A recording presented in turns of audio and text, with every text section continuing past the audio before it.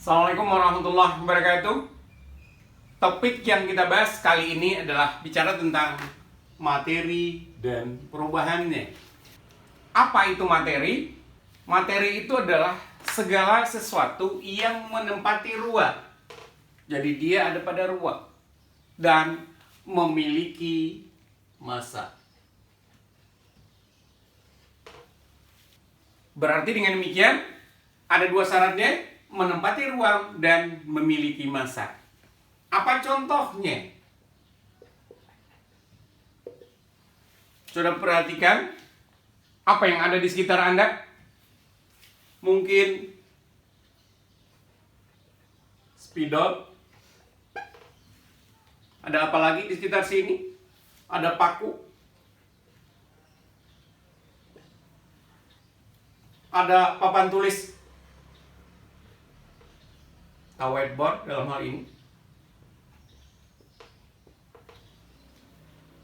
Kemudian apalagi yang ada di sekitar kita? Mungkin ada meja, ada buku, dan lain-lain. Nah, semuanya ini kita golongkan sebagai materi. Karena dia ini kalau kita timbang, dia pasti memiliki massa. Dan jelas bahwa ini juga menempati ruang. Berikutnya adalah sifat materi. Ada dua sifat materi yang akan kita pelajari. Yang pertama adalah sifat intensif. Apa itu sifat intensif? Sifat intensif itu adalah kualitas yang bersifat khas dari suatu zat. Dalam hal ini, dia tidak tergantung pada bentuk, ukuran maupun jumlah.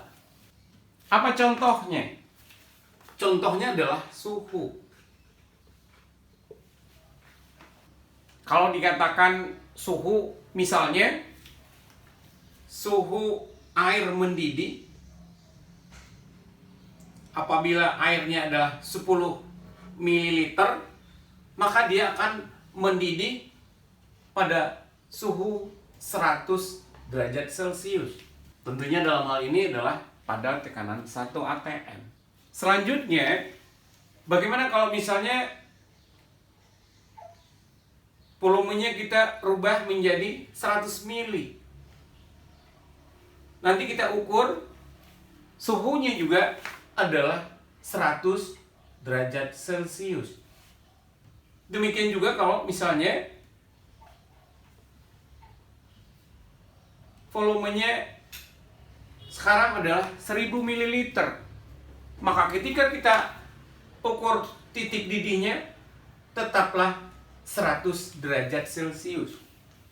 Jadi dalam hal ini, pada sifat intensif, itu dia tidak tergantung kepada jumlah. Tergantung kepada dari zatnya atau senyawanya, senyawa apa. Nah, kalau ini adalah tentu untuk air. Tentu akan berbeda misalnya jika dibandingkan dengan senyawa etanol. Titik didihnya juga akan berbeda. Demikian juga untuk senyawa-senyawa yang lain yang berbeda. Yang kedua adalah sifat ekstensif. Apa itu sifat ekstensif? Sifat ekstensif itu adalah sifat yang tidak khas dari sebuah zat. Apa contohnya? Contohnya di sini adalah ukuran, mungkin bentuk, panjang, ataupun massa. Itu adalah merupakan sifat dari ekstensif. Nah, nilai dari sifat ekstensif ini dapat dijumlahkan. Bagaimana contohnya? Nah, kalau kita lihat contohnya, soalnya katakanlah ada logam, ya, masanya di sini adalah logam A ini, masanya adalah 10 gram. Kemudian ada logam yang lain yang juga merupakan logam A juga, katakanlah A yang kedua, masanya adalah 15 gram.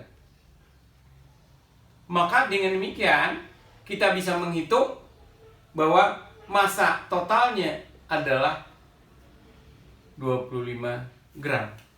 Dengan catatan tentunya ini adalah sama-sama logam A. Nah, itu mungkin contoh bagaimana kita bisa melihat bahwa sifat ekstensif itu bisa dijumlahkan. Demikian juga kalau misalnya yang lain. Air dalam wadah A misalnya 25 mililiter. Di dalam wadah B air itu volumenya adalah 75 mili. Sehingga totalnya nanti adalah air itu adalah 100 mililiter. Karena memang volume itu juga termasuk pada sifat ekstensif. Sifat kimia. Apa itu sifat kimia? Sifat kimia itu adalah kualitas yang khas dari suatu zat yang menyebabkan zat itu berubah baik sendirian maupun karena berinteraksi dengan zat yang lain. Nah, dengan berubahnya tersebut dia akan membentuk zat yang berbeda. Sifat kimia ini juga termasuk pada sifat intensif. Apa contohnya? Ya, contohnya misalnya adalah etanol. Itu mudah terbakar.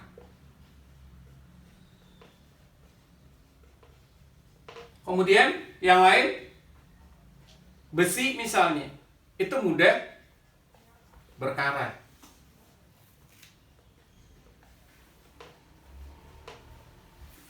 Yang lain, kayu misalnya, ini mudah menjadi lapuk. Nah, sifat-sifat yang inilah yang termasuk kepada sifat kimia. Yang kedua adalah sifat fisika. Apa itu sifat fisika? Yaitu karakteristik dari suatu zat yang membedakan dari zat yang lain dan tidak menyebabkan apapun ke zat yang lainnya. Contoh, etanol misalnya. Titik bekunya adalah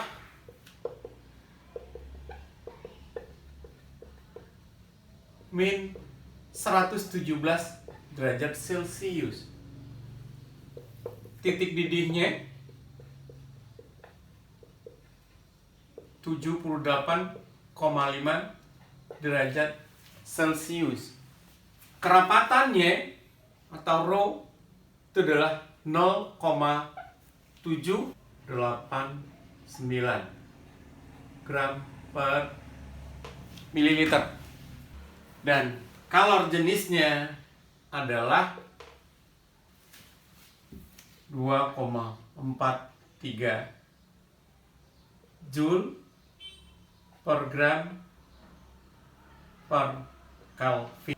Nah, ini etanol. Titik didihnya sudah tertentu. Titik bekunya juga sudah. Rho-nya atau massa jenisnya juga ada. Serta kalor jenisnya juga sudah ada. Nah, sifat-sifat begini semuanya ini hanya ada pada etanol. Tidak ada satupun zat yang memiliki sama persis dengan sifat-sifat yang ada ini. Makanya dikatakan bahwa ini adalah sifat fisika, ini adalah merupakan karakteristik dari suatu zat yang membedakan dengan zat yang lainnya. Jadi kalau dikatakan ini adalah sebuah senyawa etanol, maka dimanapun etanol itu berada, maka titik bekunya adalah min 117 derajat Celcius, titik didihnya adalah 78,5 derajat Celcius, kemudian rho-nya adalah 0,789 gram per mililiter, dan kalor jenisnya adalah 2,43 Joule per gram per Kelvin. Dan ini akan berbeda misalnya kita bandingkan dengan air. Bagaimana air? Kita tahu bahwa air itu mempunyai titik didihnya itu adalah 100 derajat Celcius. Titik bekunya adalah 0 derajat Celcius. Kemudian rho-nya juga adalah 1 gram per mililiter. Dan C-nya pun juga berbeda, 4,2 Joule per gram per Kelvin. Jadi jelas bahwa semuanya ini merupakan sifat fisika. Perubahan dalam materi. Lihatlah barang-barang yang di sekitar kita. Seperti yang disampaikan sebelumnya, ada logam yang berkarat. Lihat pagar kita, mudah berkarat, bukan? Kemudian juga bensin itu mudah terbakar. Makanya jangan coba-coba untuk merokok untuk dekat dengan bensin. Atau ketika kita lagi mengisi bensin. Contoh yang lain, air yang apabila kita taruh di kulkas, freezer terutama, itu air akan membeku. Dan kalau kita keluarkan kembali, maka airnya balik lagi cair. Nah, sifat-sifat yang seperti itu sering kita temui dalam kehidupan sehari-hari, di mana materi itu dia bisa berubah. Maka dalam hal ini, kita bisa golongkan perubahan materi itu ke dalam 2 jenis.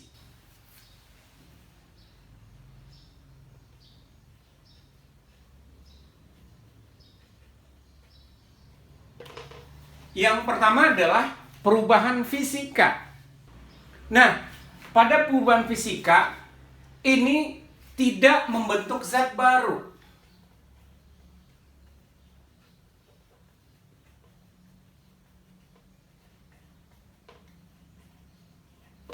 Kalaupun nanti ada perubahan, mungkin yang berubah itu hanya bisa jadi karena ukurannya.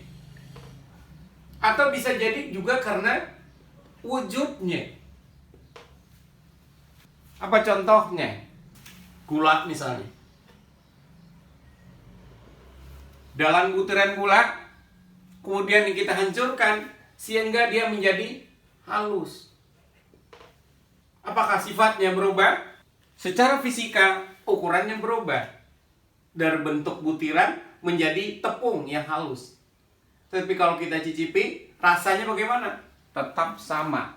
Kemudian wujud. Apa contohnya?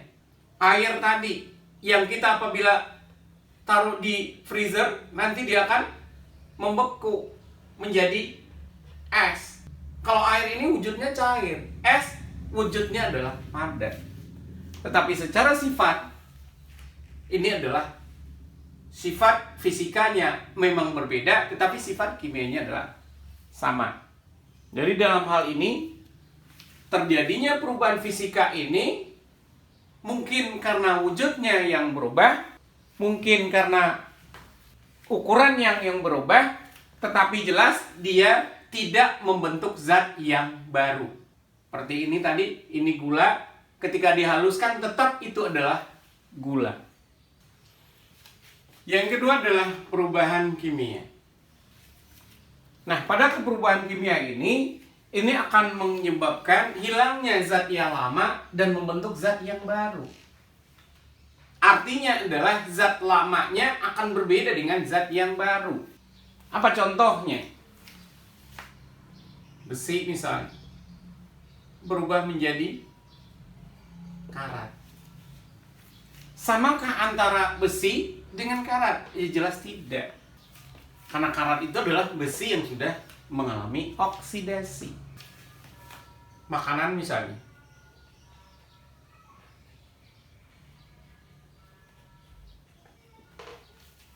Makanan apabila terutama kalau ini adalah berupa gulai, kita biarkan selama 2 hari misalnya, maka dia akan basi. Apakah makanan yang sama di awal dengan makanan yang basi itu adalah sama atau berbeda? Jelas dia akan berbeda. Buktinya apa? Buktinya ketika Anda makan, ya, makanan yang pertama mungkin bisa lahap. Tetapi makanan yang sudah basi itu akan menyebabkan sakit perut. Atau kalau Anda pernah melihat, maka makanan yang sudah basi diantaranya salah satunya ditandai dengan adanya berupa gelembung-gelembung gas. Atau salah satu cirinya juga barangkali dari baunya. Makanan yang sudah basi tentu adalah memiliki bau yang tidak enak.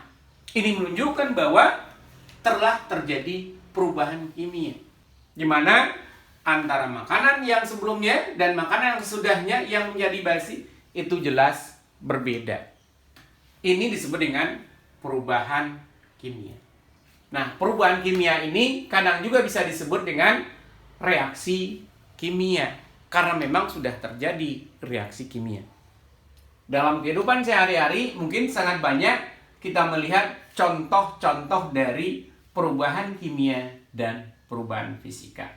Untuk latihan bagi Anda, carilah masing-masing sifat kimia, sifat fisika, perubahan kimia, dan perubahan fisika. Masing-masing dicari contohnya 5 buah. Ini sebagai latihan. Berikut adalah ciri-ciri dari perubahan kimia. Di antaranya adalah yang pertama, terbentuknya gas. Contohnya di sini adalah Mg ditambah dengan HCl, hasilnya adalah MgCl2 dan H2. Dan H2 ini adalah berupa gas. Itu yang pertama. Contoh yang tadi juga, makanan kita biarkan basi, maka dia juga akan membentuk gas. Yang kedua, terbentuknya nanti adalah berupa endapan. Contohnya di sini adalah barium klorida ditambah dengan natrium sulfat, hasilnya adalah NaCl dan barium sulfat. Nah, biasanya ini barium sulfat akan mengendap. Yang ketiga adalah perubahan warna. Tembaga sulfat itu berwarna putih, tetapi bila direaksikan dengan air, maka dia berubah menjadi warna biru. Dan yang terakhir adalah perubahan suhu. Biasanya setiap reaksi itu akan menyebabkan suhunya bisa menjadi naik ataupun suhunya turun. Dalam hal ini, contoh reaksi yang pertama ternyata dia akan menghasilkan sejumlah energi tertentu sehingga suhunya menjadi naik. Nanti di sini berarti ada perubahan suhu. Dan barangkali juga dalam kehidupan sehari-hari banyak sekali contoh-contoh yang bisa kita temukan untuk memelihatkan perubahan kimia ini. Untuk latihan, Anda lihat contoh-contoh yang lainnya. Penggolongan materi. Nah, materi sebenarnya secara umum kita bisa bedakan menjadi dua. Yaitu yang pertama itu adalah zat murni atau tunggal. Yang kedua adalah campuran. Apa yang membedakan? Yang membedakan di antara keduanya adalah komposisi. Memang pada zat murni maka komposisinya adalah tetap. Di sini komposisinya bisa berubah. Dalam arti kata tidak tetap. Zat murni itu sendiri nanti kita bisa golongkan lagi menjadi dua bagian. Yang pertama itu adalah unsur. Yang kedua adalah senyawa. Apa itu unsur? Unsur itu adalah tentunya bahan dasar yang menyusun semua materi. Unsur itu tidak bisa diuraikan menjadi zat yang lebih sederhana lagi. Apa contohnya? Unsur Fe. Unsur apa lagi? Unsur karbon. Nah, dikatakan unsur ini Fe, ya kalau ada lempengan besi, maka zat yang terdapat di situ ya berarti itu adalah besi semuanya. Atau katakanlah ini adalah berupa karbon, maka ya berarti penyusunnya di situ adalah berupa karbon. Yang kedua adalah senyawa. Apa itu senyawa? Senyawa itu adalah gabungan dari unsur. Kita lihat contohnya adalah H2O. H2O itu adalah senyawa, gabungan dari beberapa unsur. Dalam hal ini adalah H dan O. Nah, di sini dikatakan bahwa yang membedakan dengan campuran itu adalah komposisinya. Bagaimana menjelaskan bahwa komposisi H2O itu adalah tetap?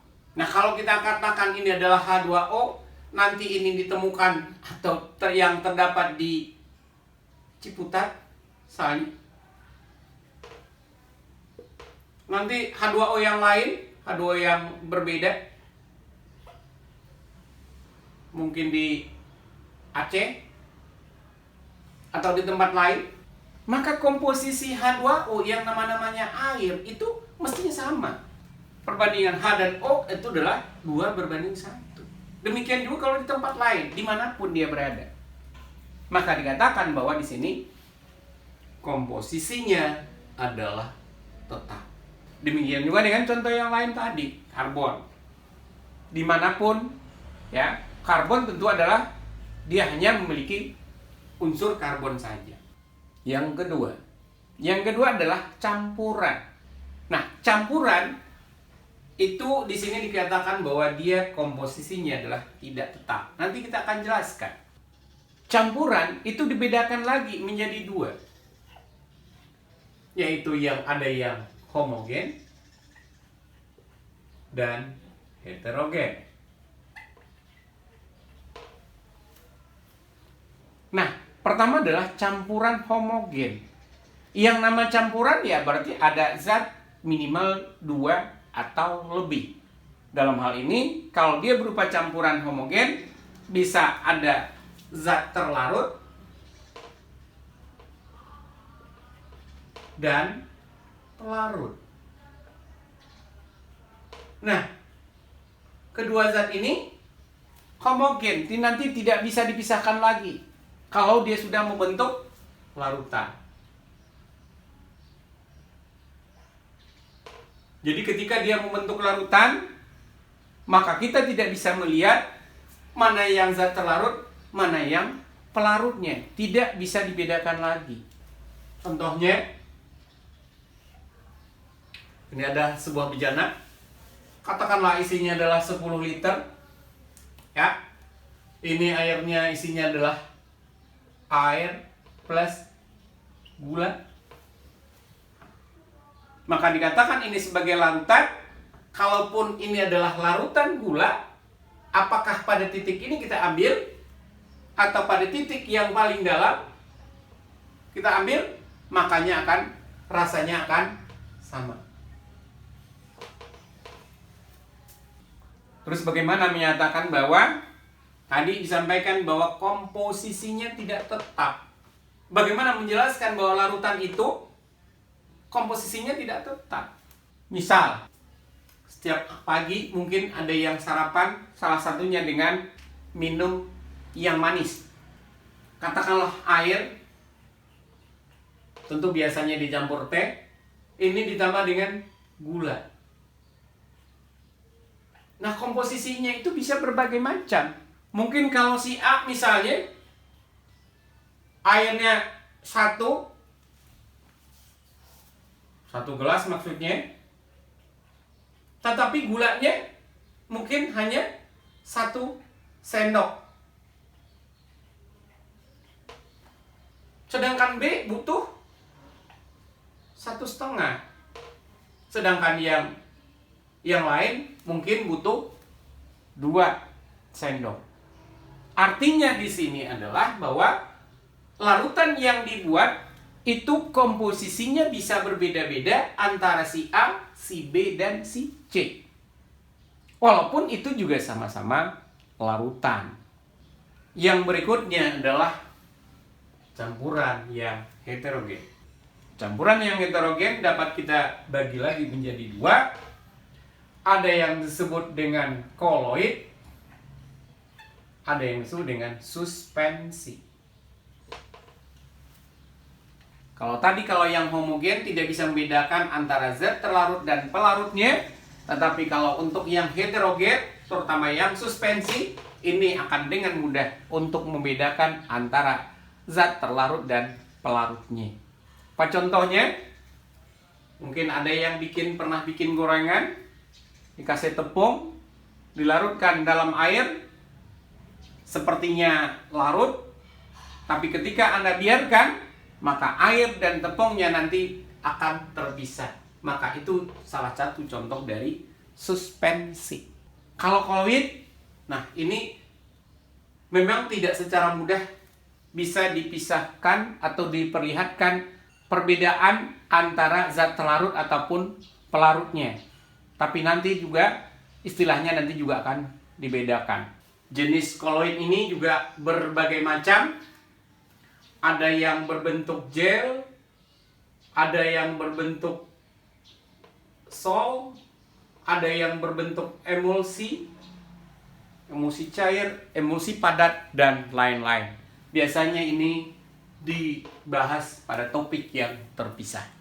Nah, untuk latihan bagi Anda, sebutkan masing-masing contohnya dari penggolongan ini. Kemudian yang paling penting bagaimana Anda bisa menjelaskan bagaimana perbedaan antara murni dengan campuran. Atau bagaimana perbedaan antara campuran homogen dengan campuran yang heterogen.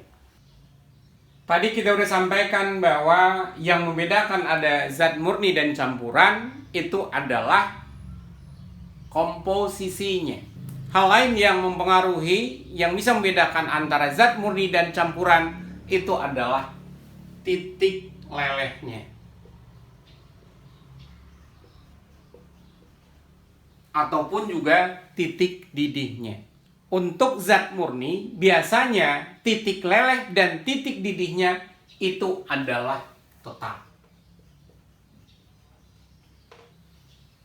Ini yang murni.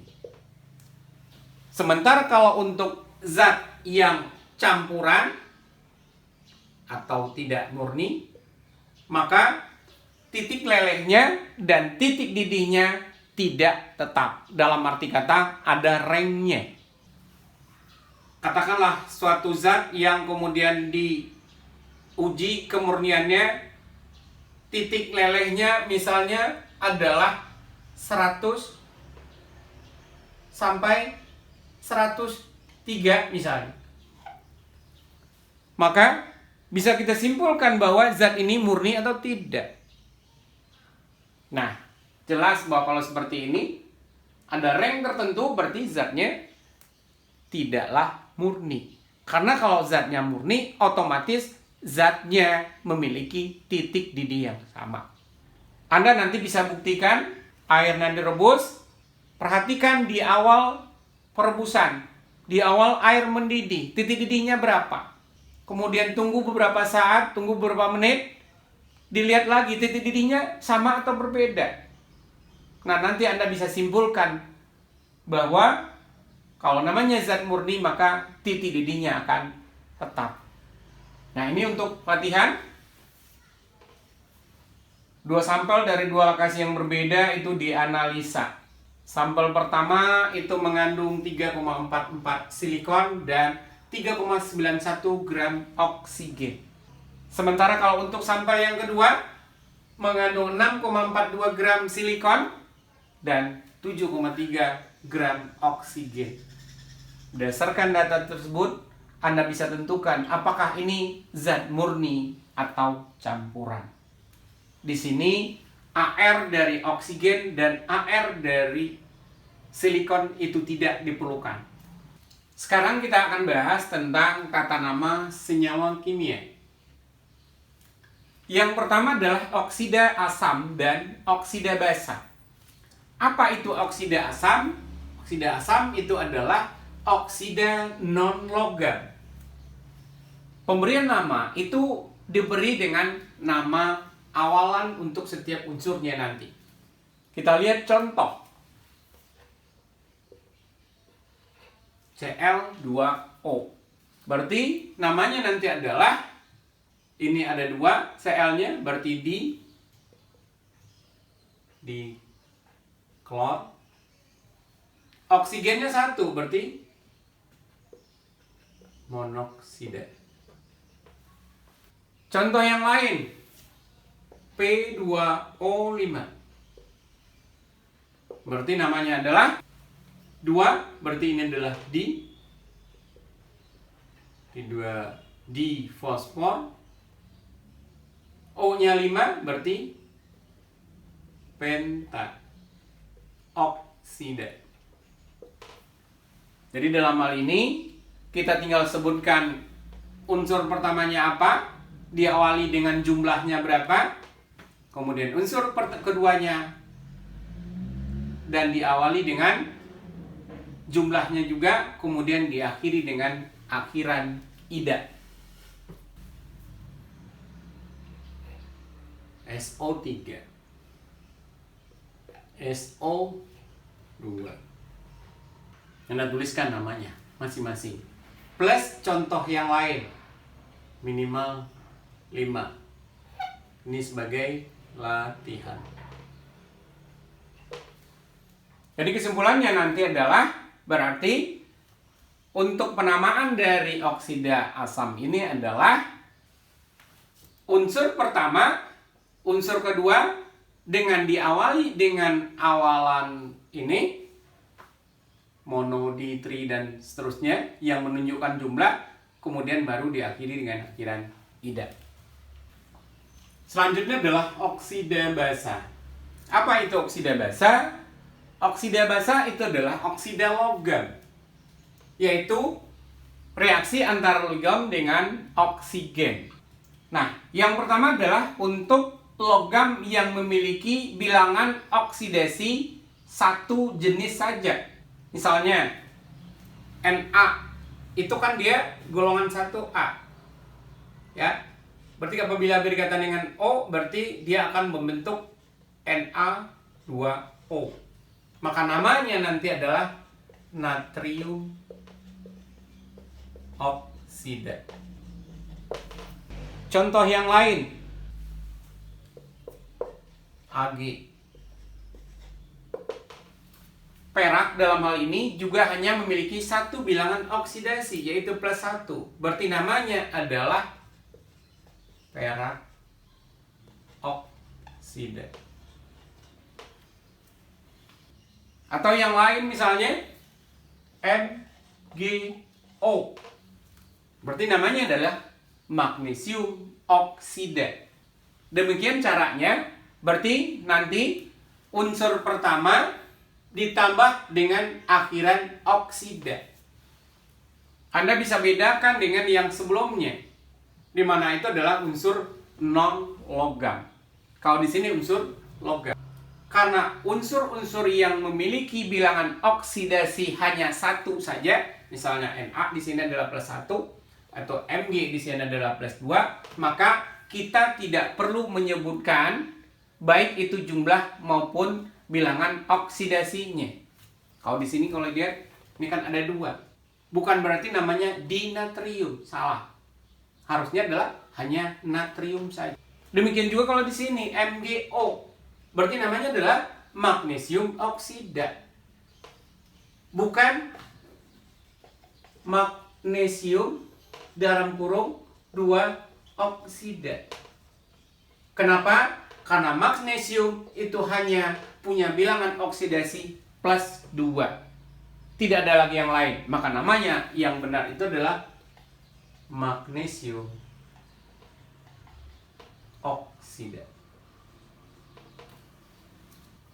Nah, bagaimana halnya untuk senyawa yang lain? Contoh, ada FeO, ada Fe2O3. Nah, kalau di sini jelas bahwa untuk yang memiliki bilangan oksidasi yang berbeda seperti ini, maka untuk membedakannya kita harus tulis berapa bilangan oksidasinya di dalam tanda kurung. Jadi di sini Fe itu adalah besi. Kalau di sini tentu adalah ini Fe-nya adalah plus 2, berarti besi 2. Oksida. Sedangkan yang di bawah tentu akan menjadi, karena yang di bawah ini adalah plus 3, berarti ini adalah besi 3 oksida. Ingat, yang perlu diperhatikan di sini adalah bahwa pemberian tanda 2 dan 3 itu kalau bilangan oksidasinya lebih dari satu jenis. Kalau yang satu jenis bagaimana? Nah, tadi sudah disampaikan bahwa kalau yang satu jenis itu hanya disebutkan unsur logamnya saja. Yang jelas, yang satu jenis itu golongan A, mulai dari 1A, 2A, termasuk juga aluminium, itu hanya memiliki bilangan oksidasi hanya satu jenis saja, maka cukup disebut natrium. Golongan B ada unsur-unsur tertentu yang juga hanya memiliki bilangan oksidasi hanya satu saja, seperti perak di sini. Termasuk juga Zn. Maka pemberian namanya cukup di sini. Kalau untuk Ag berarti perak oksida. Kenapa tidak ada perak satu oksida ditulis? Karena memang perak 2-nya tidak ada. Maka cukup dituliskan dengan perak oksida. Nah, untuk latihan tambahkan 10 buah contoh lagi. Yang berikutnya adalah tata nama asam, garam, dan basa. Berikutnya adalah tata nama asam. Nah, ini tata nama asam. Yang pertama itu adalah asam yang tidak mengandung oksigen. Kita beri contoh aja, HF. Nah, pemberian namanya adalah kata-kata asam plus unsur yang kedua plus ida. Berarti namanya nanti adalah asam klorida. Kemudian yang lain misalnya H2S. Maka namanya adalah H ini sebelum sebagai asam, S-nya berarti sulfida. Ini adalah sulfur atau belerang, maka namanya adalah asam sulfida. Demikian juga yang lain, HI berarti asam iodida. Ya, itu yang pertama. Untuk asam yang tidak mengandung oksigen. Berikutnya adalah asam yang mengandung oksigen. Contoh HNO2, HNO3. Maka pemberian namanya adalah, kalau yang lebih banyak diberi nama akhiran dengan akhiran -at, yang lebih sedikit O-nya diberi dengan akhiran -ed. Jadi namanya di sini tentu adalah SAM. Ini adalah nitrogen, berarti nitrit. Yang kedua, tinggal ganti belakangnya, berarti ini adalah asam nitrat.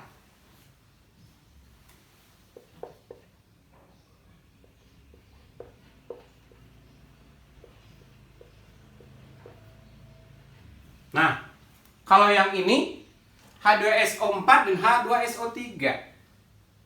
Ya, kita bisa bedakan di sini. Berarti yang lebih banyak adalah yang 4 dibandingkan yang 3. Berarti yang 4 akhirannya adalah -at. Berarti namanya nanti adalah H-nya disebut sebagai asam. Kemudian sulfat. Dengan yang bawah asam sulfit. Anda perhatikan bahwa akhiran -at itu tidak menunjukkan bahwa di belakangnya ada 3. Ya. Seperti ini. Ini kalau di sini -at-nya adalah 3, tapi di sini adalah at-nya adalah yang 4. Artinya seperti yang kita sampaikan bahwa akhiran at itu untuk oksigen yang lebih banyak, sementara aturan yang lebih sedikit diakhiri dengan akhiran it. Nah, bagaimana kalau misalnya seperti ini?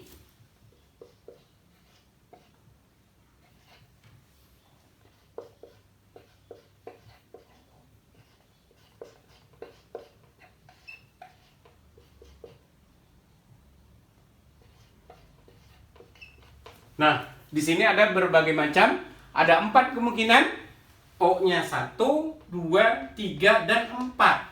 Maka yang jadi patokan kita yang berada di tengah-tengahnya. Ya, berarti yang di tengahnya di sini, ini tentu adalah klorid, yang lebih tinggi adalah klorat. Terus bagaimana membedakan antara yang atas dengan yang bawah? Kalau yang atas berarti kita tambahkan dengan awalan hipo, ditambah dengan yang ini, kloridnya, berarti hipoklorid. Sedangkan yang bawah ditambah dengan awalan per. Ya, berarti ini adalah asam perklorat. Jadi dengan demikian HClO berarti asam hipoklorid. HClO2 berarti asam klorid. HClO3 asam klorat. HClO4 berarti asam perklorat. Selanjutnya adalah tata nama basa. Nah, untuk yang memiliki hanya biloknya satu jenis saja, contoh NaOH, maka tinggal disebut Na itu apa? Logamnya natrium. OH, nah ini hidroksida. Contoh yang lain, MgOH 2 kali. Bagi namanya adalah Mg itu adalah magnesium. Ya. OH berarti hidroksida. Yang jelas unsur-unsur logam golongan A itu biloknya mesti 1. Yang kedua, untuk yang memiliki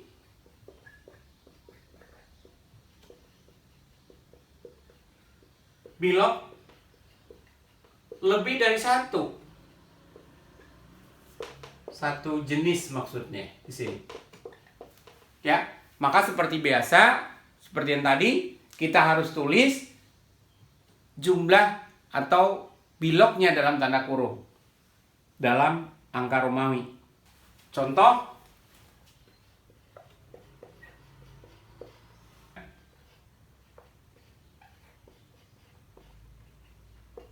tentunya yang namanya yang di atas. Ya, kalau kita lihat tentu ini biloknya adalah +1, maka di sini disebut dengan tembaga. 1 hidroksida. Kalau yang di bawah, karena ini biloknya +2, berarti tembaga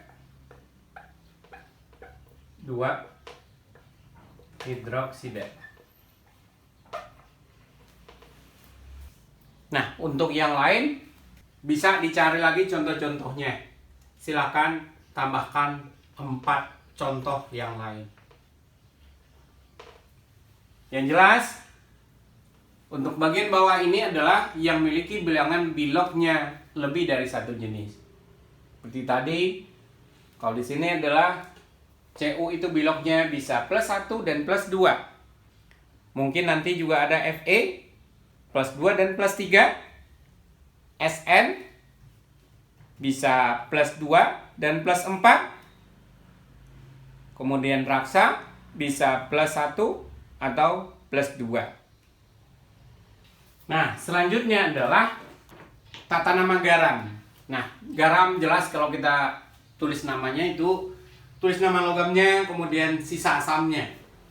Lagi-lagi di sini kalau kita perhatikan, apakah logamnya itu memiliki biloknya hanya satu jenis saja atau lebih dari satu? Maka kalau ketika dia hanya satu saja, berarti kita tinggal sebut logamnya saja. Seperti ini, aluminium itu adalah golongan ketiga, maka kita tulis namanya adalah aluminium sulfat. Kenapa? Karena aluminium biloknya hanya ada satu saja, yaitu +3. Demikian juga dengan KNO3. Berarti namanya nanti adalah, ini logamnya, berarti kalium. NO3 berarti nitrat. Dan yang perlu disampaikan di sini adalah bahwa ini adalah dua kata terpisah. Nah, PbNO3 dua kali. Nah, Pb itu memiliki bilangan oksidasi lebih dari satu. Maka nanti namanya adalah, kalau Pb itu kan timbal. Ini namanya adalah timbal. Nah, biloknya berapa? Di sini kita bisa lihat. Di sini adalah biloknya adalah +2. Berarti timbal 2 nitrat. Untuk latihan, tambahkan 10 contoh lain. Demikianlah materi kita untuk kali ini. Mudah-mudahan bermanfaat. Kita tutup dengan baca hamdalah. Alhamdulillahirabbil alamin. Assalamualaikum warahmatullahi wabarakatuh.